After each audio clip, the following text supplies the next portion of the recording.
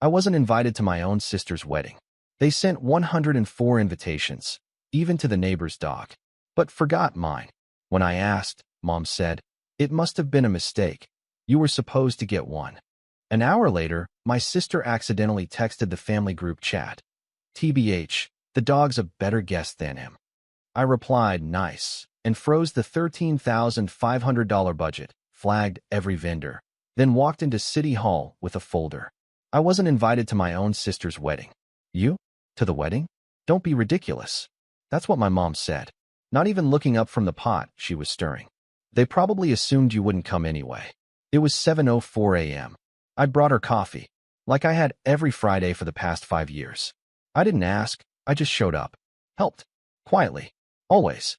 "Didn't you once say weddings are just overpriced parties?" she added, with a faint, disapproving smile. No, I didn't say that. I paid for it. $13,500. That's what I wired to Lena over 4 months to help out. For the venue, the flowers, the down payment on her dress. But somehow, the neighbor's dog got an invitation, and I didn't. "It must have been a mix-up," Mom said, quieter now. I didn't respond. I just walked out of the kitchen. I was already building a plan in my head.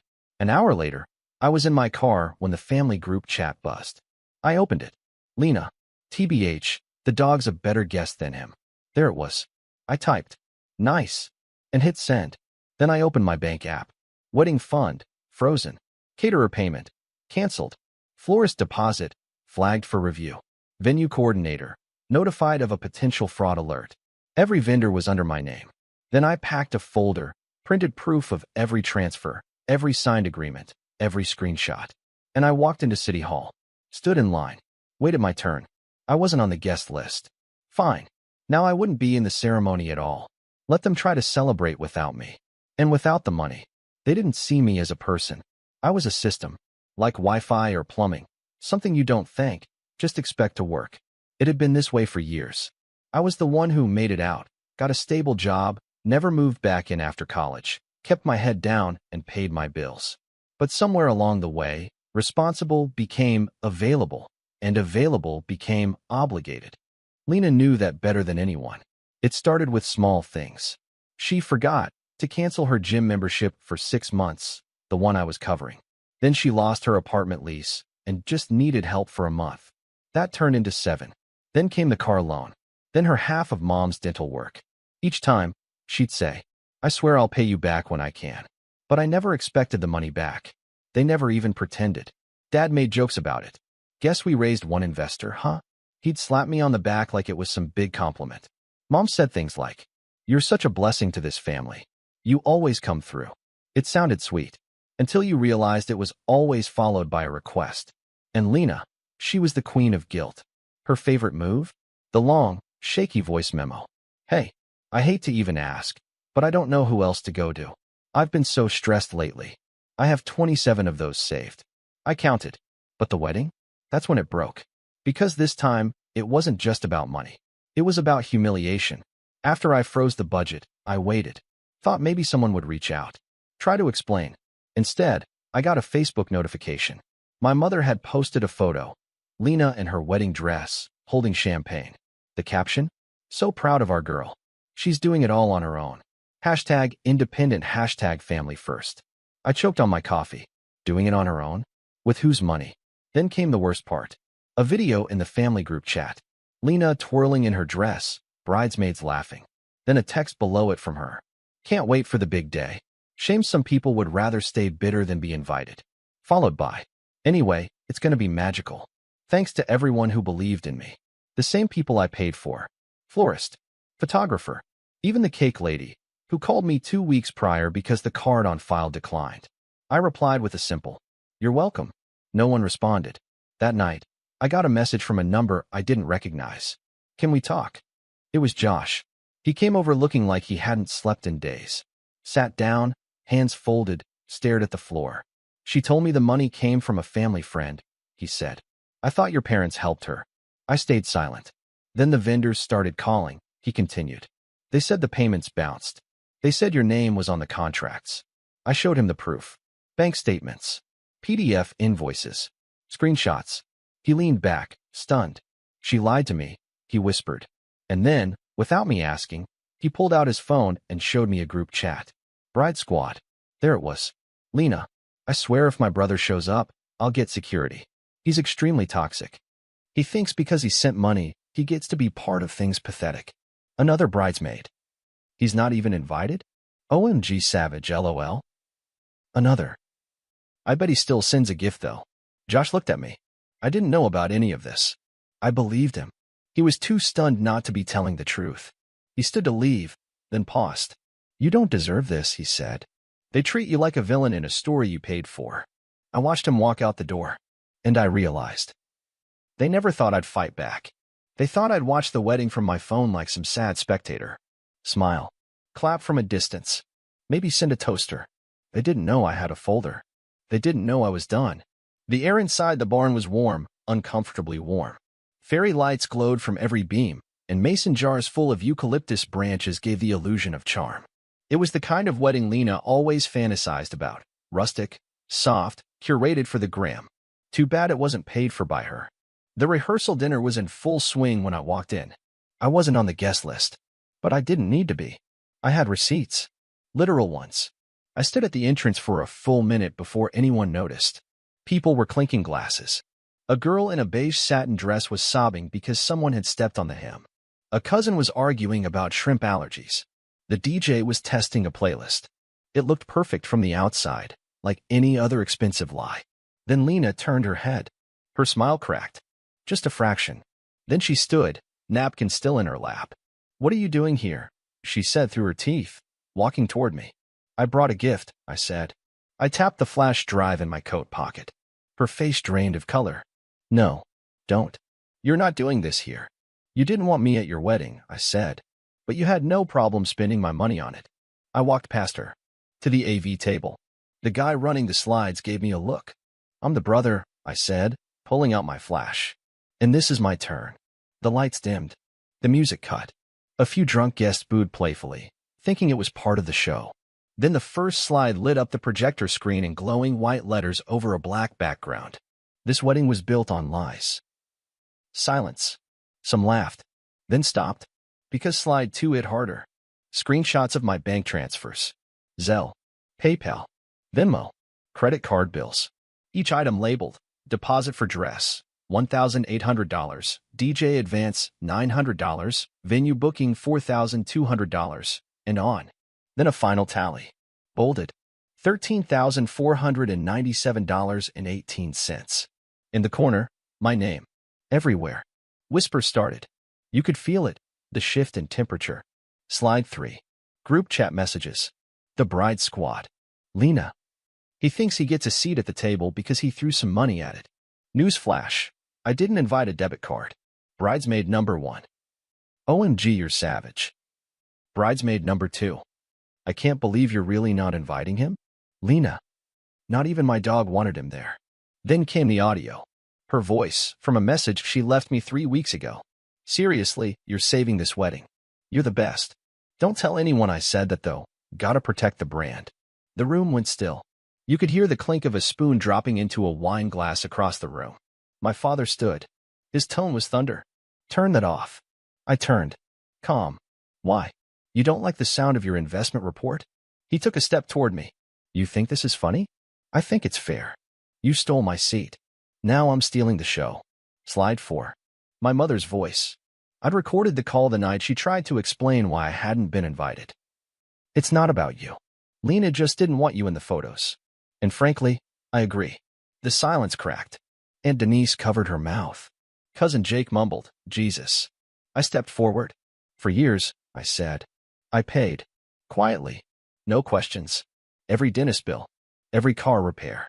Lena's credit card debt. Mom's utilities. Dad's vacation shortfalls. I never said a word. Slide 5. Photos of the receipts. Notes from Lena. Thanks again. You're literally a hero. You're saving my life, RNFR. You're the only one I trust. I paused. Looked around. You didn't forget to invite me. You erased me. And you replaced me with a dog. Nervous chuckle from somewhere in the back. Then silence again. That's when Josh, the fiancé, finally stood up. He looked distraught. You said he didn't want to come, he said to Lena. You said he threatened you. She opened her mouth, closed it, said nothing. He looked at me. She told me you weren't even involved. I nodded toward the screen. She also told her bridesmaids I was pathetic, that I'd send a gift anyway. Want to see that part again? He turned to her. I don't even know who I'm marrying. And then he pulled the ring from his finger, held it up, and placed it on the center of their table, right on top of the printed seating chart. I'm out. Gasps. Screams. Someone dropped a wine glass. The whole barn buzzed with static energy like lightning looking for a target. Mom stood now. She tried to grab his arm. Josh, don't do this. It's just a fight. No, he said. It's a fraud. He walked out. Half the bridal party followed. The DJ unplugged the laptop. The screen went dark. Dad was still standing, shaking. You're not family, he hissed. You're a virus. I looked at him, smiled. A small, brutal smile. No, I said. I'm the antivirus. And then I walked out, not rushed. Deliberate. Calm. The way someone walks out of a burning building holding the match. Behind me, I could hear chairs scraping. Arguments. Someone sobbing. A bridesmaid screaming about ruining the aesthetic. But I didn't turn back. They didn't invite me. But now? They'd never forget me. I walked out of that barn like I'd stepped out of a burning building when I lit myself. And no one followed me. There were no shouts, no cries, no last-minute apologies. Just the faint echo of someone knocking over a chair and Lena sobbing in the background like her reality had cracked. Good. I didn't drive home. I drove forward. The next morning, I woke up at 7:13 a.m. No alarm. No anxiety. I made coffee in my quiet apartment, sat at the window, and waited for the storm. It didn't take long. By 8:42 a.m., my phone lit up. 24 missed calls. 6 from Mom. 4 from Dad. The rest? Lena. The first voicemail was from Mom. She was crying. Not the kind of cry that comes from heartbreak, the kind that comes from losing control. Why would you do this to us? This was your sister's one big day, right? The day I paid for. Next voicemail, Dad. His voice didn't tremble. It roared. You've made your point. You happy now? You ruined everything. That one made me laugh. Because nothing was ruined. I just hit pause on a lie they'd been building for years. Lena didn't leave voicemails. Just texted. You're a monster. You made me look crazy. Do you even care how this makes you look? Oh, I cared. That's why I wasn't done yet. That afternoon, I opened the folder. The folder. The one I'd been curating since the year Lena first asked me to co-sign a loan for emergency vet bills, and then use the money to fly to Vegas. Inside. Screenshots of every money transfer. Messages where she lied. Voicemails. My mother's text begging for just a little help for Lena's mental health. Bank statements with my name on every major wedding vendor. Even an old email from my dad telling me, don't be such a girl about money. Just help your sister. It's what sons do. So I turned it all into a PDF. Titled it, The Price of Family. Then I posted it. No dramatic captions. No hashtags. Just a quiet, cold upload to Facebook. Visible to friends. And friends of friends. And family. All of them. Then I logged off. But the internet doesn't sleep. By the next day, the post had over 18,000 views. 300 comments. DMs from people I hadn't heard from in years. A classmate messaged me. Your story broke something in me. Thank you for saying it out loud. A cousin I hadn't seen since high school wrote. They did the same thing to me. I just never had the receipts. I didn't reply. I didn't need to. That night, I got a message from a wedding vendor. The DJ. He'd seen the post. He refunded me without even being asked. Said he didn't want to be part of whatever that was. Then the photographer messaged. Said she was considering backing out of her contract with Lena entirely. Said the energy around the wedding had turned toxic. One by one, vendors started ghosting her. Even the cake company pulled out. And I didn't have to do a thing. 3 days later, I got a knock at my door. I didn't answer. It was my father. I watched him through the peephole. He stood there for 5 full minutes. Not knocking. Just waiting. Then he left a letter. It wasn't an apology. It was a deal. You had your moment. Now let's make this go away. You've made your point. Let's move on. You can come to the rescheduled wedding. I stood there staring at the paper. He really thought this was about a seat at the table. That if I got my moment, I'd come crawling back. That a little silence and some time would put the mask back on. No, I didn't want a seat. I burned the whole table. That same night, I uploaded a second post. This one with videos. Clips from old family dinners where I was mocked. A birthday where Lena got a cake and I got a lecture. A voice recording from a car ride where Dad told me, "No one needs a martyr. If you're in, help. If not, please step aside." Then I closed the video with this. This isn't about a wedding. It's about a life. A pattern. A family that only shows up when your wallet opens. You don't owe loyalty to people who demand your silence in return. And if they call that betrayal, let them. By morning, the post had exploded. 2 podcasts invited me to speak. A subreddit turned it into a thread with 3,000 comments. People were tagging wedding vendors, therapists, financial coaches. The story wasn't just mine anymore. It was theirs, too. That's when Lena went nuclear. She posted a 7-minute story on Instagram. Sobbing. Full face. No filter. She called me manipulative. Said I was weaponizing trauma. That I was punishing a woman for not inviting her brother to a wedding. And at the end, she said, "He's not the victim. He's just bitter. He always wanted to be the favorite. This is jealousy. Nothing more." But people weren't buying it. Someone commented, "You're crying in a $1,200 dress he paid for. Maybe sit this one out." Another wrote, "Girl, he literally has receipts. You have emojis." And that was the end of her sympathy tour. Last I checked, she'd locked her account. Mom texted again that night. "I don't know what you think this will accomplish. Families fight, but we forgive. That's what matters." No, I wanted to reply. What matters is truth and consequences. But I didn't reply at all, because I was already working on something else. It's been 6 weeks. 6 weeks since I walked out of that fairy-lit barn. 6 weeks since I burned a decade's worth of guilt, obligation, and forced silence to the ground. And guess what? Nothing bad happened. The earth didn't crack open. I didn't implode. No one came to drag me back into the role I'd been forced to play. Instead, something incredible happened. Peace. No more voicemails. No more money drains disguised as just this once. No more group chats where I'm only useful if I'm paying. Just silence. And I have never felt so whole. I moved. Quietly. A new city. A smaller place. But it's mine. No forwarding address. No welcome mat. Just a doorbell with a tiny sticker next to it that says, "Not available for emotional labor." And I meant it. The business I'd been planning in secret for over a year, I launched it. Not for them. For me. A digital consultancy. Clean, precise, and profitable. I work alone. I choose my clients. And I no longer fund anyone's delusions but my own. A week after launch, I wrote a public post. Not as revenge, as reclamation. I used to think loyalty meant silence. But now I know, loyalty without respect is servitude. I'm done serving. It went viral. Again. Even a few small business blogs picked it up. One headlined it, "The wedding that exposed a family and built a brand." Poetic. As for Lena, she tried to spin it. Of course she did. She posted cryptic stories about losing people when you grow and outgrowing toxicity. But no one was buying it. Her followers dropped. Her podcast? Still at 43 listeners. Except now the comments were turned off. And Josh? He sent me a message 2 weeks after everything collapsed. Just 3 words. "You saved me." I never answered. He didn't need a response. Some truths land better in silence. Then came the message from my aunt, the only one who ever half defended me during holidays. "I just want you to know, some of us saw it. We just didn't know what to do. Too little. Way too late." I didn't reply, but I screenshotted it and filed it away under a folder titled, "Recognition is not equal to reentry." That's my policy now. Because they'll try. Oh, they always do. They test the door. A tag on an old photo. A like on a business post. A weak comment. "So proud of you." Like nothing happened. Like the knife never turned. But I've changed the locks. Digitally. Emotionally. Permanently.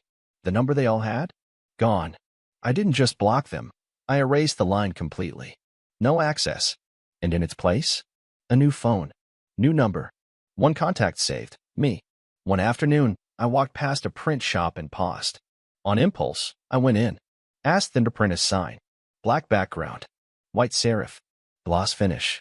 I mounted it outside my small new office door the next day. It reads, "Funded by the forgotten." A little private joke. A little public burn. Because yes, they forgot me. But I remembered everything. And I built something out of it. Out of the voicemails, the erasures, the gaslighting, the we're family guilt trap. I turned it into clarity, into purpose, into the one thing that could never take from me again. Autonomy. This time, I didn't ask for forgiveness. I didn't ask for closure. I became it.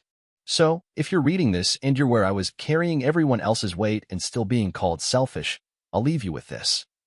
You are not obligated to set yourself on fire to keep others warm. Some people only love you when you're useful. Burn the bridge, and then build a new one, for yourself, with stronger steel.